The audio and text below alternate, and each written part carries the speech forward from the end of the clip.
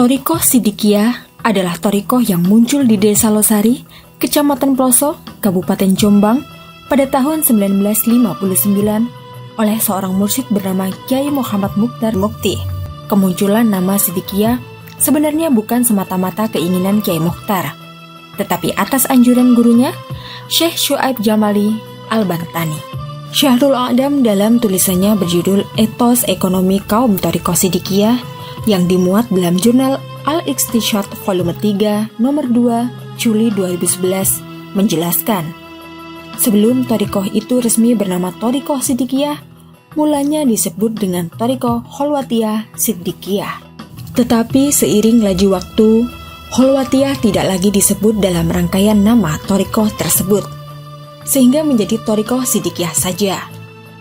Perubahan nama atau penamaan baru seperti itu dalam dunia thariqah merupakan sesuatu yang wajar dan diakui kebenarannya.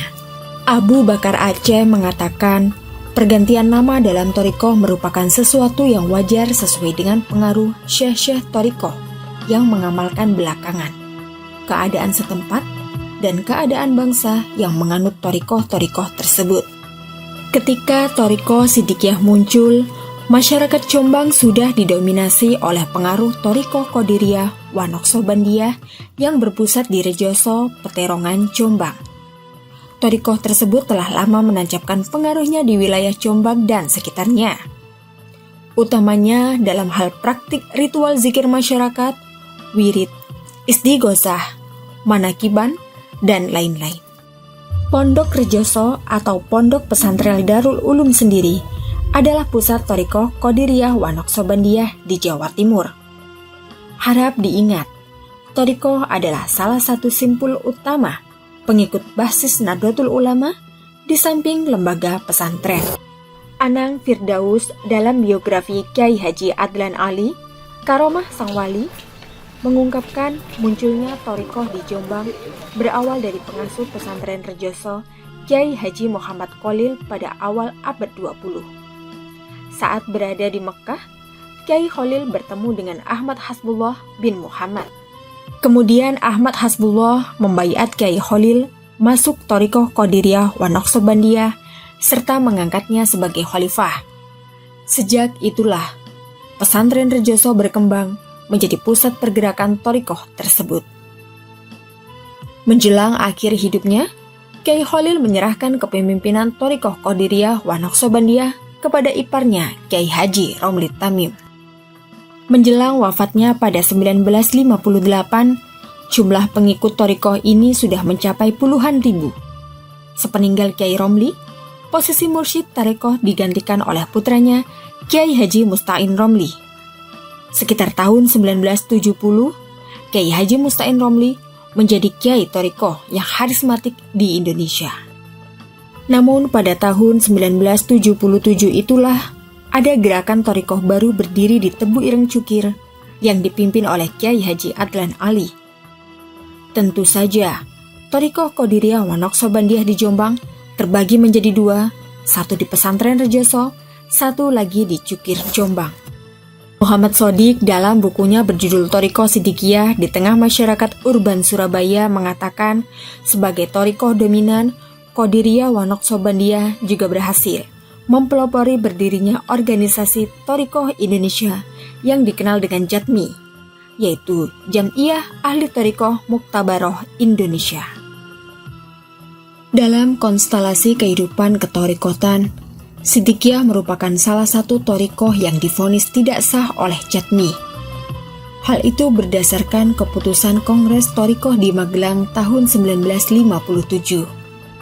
Thariqah Sidikiyah divonis sebagai thariqah yang ghairu muktabaroh karena dinilai tidak memiliki silsilah berupa susunan mata rantai guru thariqah yang menghubungkannya kepada pusat pembawa agama Islam, yaitu Nabi Muhammad SAW. Sebagai konsekuensi, JATMI menghimbau masyarakat untuk tidak mengikuti ajaran thariqah Sidikiyah.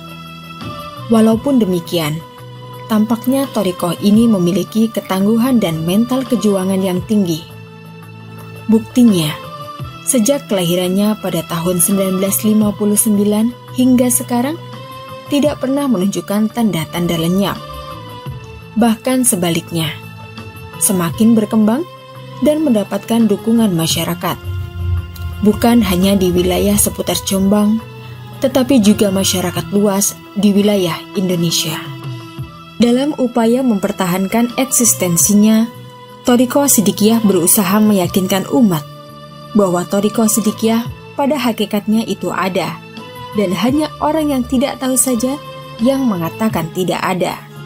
Menurut sang mursyid, dalam buku tersebut, silsilah Thariqah ini berasal dari Rasulullah Shallallahu Alaihi Wasallam melalui sahabat Abu Bakar Ash-Shiddiq, Salman Al-Farisi, Qasim bin Muhammad bin Abu Bakar Ash-Shiddiq, Imam Ja'far Al-Shiddiq, dan Syekh Abu Yazid Taifur bin Isa bin Syarwasyam Al-Bastami, hingga kepada Syekh Amin Al-Kurdi. Kiai Mukhtar sendiri menerima silsilah Thariqah ini dari gurunya, Syekh Syuaib Jamali. Memang, menurutnya, Thariqah Shidikiyah itu benar-benar ada. Hanya saja mengalami perubahan nama dalam perjalanan historisnya. Nah, hal inilah yang membuat banyak orang awam tidak mengetahuinya. Thariqah ini memiliki landasan silsilah dari Abu Bakar Ash-Shiddiq. Sejak dari Abu Bakar Ash-Shiddiq hingga Syekh Taifur Abu Yazid Al-Bustami, nama Thariqah adalah Shidikiyah. Kemudian dari Syekh Taifur sampai pada Syekh Abdul Qolik dinamakan Taifuriyah. Dari Abdul Qolik ke bawah sampai Syekh Muhammad Bahauddin An-Naqshbandi dinamakan Khawaji Kamiyah. Dari Syed Bahauddin sampai Ubaidillah Al-Ahrar dinamakan Naqshbandiyah. Selanjutnya dari Syed Ubaidillah Al-Ahrar sampai Ahmad Al-Faruqi dinamakan Ahroriyah. Dari Syekh Ahmad Al-Faruqi sampai pada Syekh Khalid dinamakan Mujaddadiyah. Dan dari Syekh Khalid tersebut sampai pada Syekh Al-Amin Al-Kurdi dinamakan Thariqah Khalidiyah. Berdasarkan realitas historis tersebut, maka sang mursyid menegaskan bahwa dia mendapatkan ijazah dari gurunya Syekh Syuaib Jamali tentang Thariqah tersebut dengan nama Khalwatiyah. Namun, dia juga mendapatkannya dengan nama Shidikiyah. Pada akhir periode bergurunya, dia diperintahkan Syekh Jamali agar mengajarkan Thariqah itu. Kiai Mukhtar berinisiatif untuk menggabungkan nama Thariqah yang diajarkannya dengan Khalwatiyah Shidikiyah.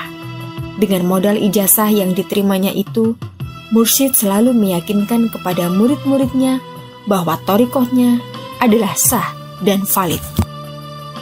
Dalam menanggapi tentang ketidakabsahannya itu, dia mengatakan bahwa seandainya para ahli Thariqah Muktabaroh tahu dan mau membaca kitab Tanwirul Qulub dengan penuh lapang pandangan, maka kemungkinan tidak akan menjatuhkan vonis terhadap Thariqah Shidikiyah tidak sah. Dalam kitab Tanwirul Qulub fi Mu'amalati Al-Amin Guyub, karangan Syekh Muhammad Amin Quldi Al-Arbi, pada bab Faslun fi Adabil Murid Ma'a Ikhwanihi, halaman 539, disebutkan demikian. Ketahuilah bahwa sesungguhnya julukannya silsilahnya itu berbeda-beda disebabkan perbedaannya kurun waktu. Silsilah dari sahabat Abu Bakar Ash-Shiddiq radhiyallahu anhu sampai kepada Syekh Taifur bin Isa Abi Yazid Al-Bustami dinamakan Shidikiyah.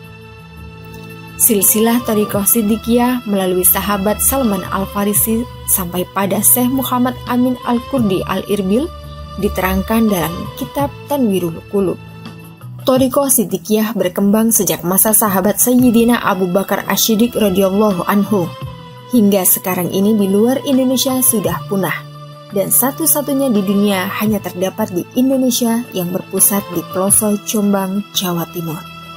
Thariqah Shidikiyah dipimpin oleh seorang mursyid yaitu Kiai Muhammad Mukhtar bin Haji Abdul Mukti atau dikenal secara umum dengan sebutan Kiai Tar. Beliau lahir di Losari, pelosok Jombang. Beliau merupakan ahli tasawuf yang mengajar di pondok pesantren Majmu'ah Bahroin Hubul Waton Minal Iman Shidikiyah. Terlepas dari perdebatan mengenai keabsahan Thariqah tersebut, Thariqah Shidikiyah hingga kini mampu bertahan. Bahkan, semakin lama berkembang menjadi thariqah yang dapat menemukan konsep dirinya. Thariqah tersebut tercatat sebagai salah satu thariqah yang ada di Indonesia, sebagaimana terdapat dalam buku Ensiklopedi Islam, Jilid 5, halaman 67, bahwa thariqah Siddiqiyah merupakan thariqah yang tumbuh dan berkembang di Indonesia. Dalam buku Ensiklopedi Islam, penerbit PT Ikhtiar Van Hoven Jakarta tahun 1994, buku ini terdiri dari 5 jilid besar. Jilid 1 dengan tebal 336 halaman, jilid 2 dengan tebal 346 halaman, jilid 3 dengan tebal 356 halaman, jilid 4 dengan tebal 336 halaman, jilid 5 dengan tebal 334 halaman. Disusun oleh 80 orang, sebagian besar terdiri dari dosen-dosen perguruan tinggi. Kitab yang dipakai sebagai sumber dalam penyusunan ada 1049 kitab, ditambah pemasukan informasi dari duta-duta besar negara Islam di Jakarta. Dalam jilid 5 bab thariqah huruf T, halaman 67, terdapat tabel nama-nama thariqah yang mempunyai pengaruh besar di dunia, yaitu sejumlah 44 thariqah tersebar di 3 benua, yaitu benua Asia, Afrika, dan Eropa. Benua yang kosong dari pusat pengembangan thariqah ada 2, yaitu benua Amerika dan benua Australia. Di antaranya, thariqah Siddiqiyah tercatat pada urutan ke-34 yang berpusat di Peloso, Jombang, Jawa Timur, dan pendirinya adalah Kyai Mukhtar Mukti. Sedangkan secara empiris objektif, terbukti bahwa thariqah tersebut tidak pernah surut walaupun dihujani badai tuduhan yang dipicu oleh vonis di atas.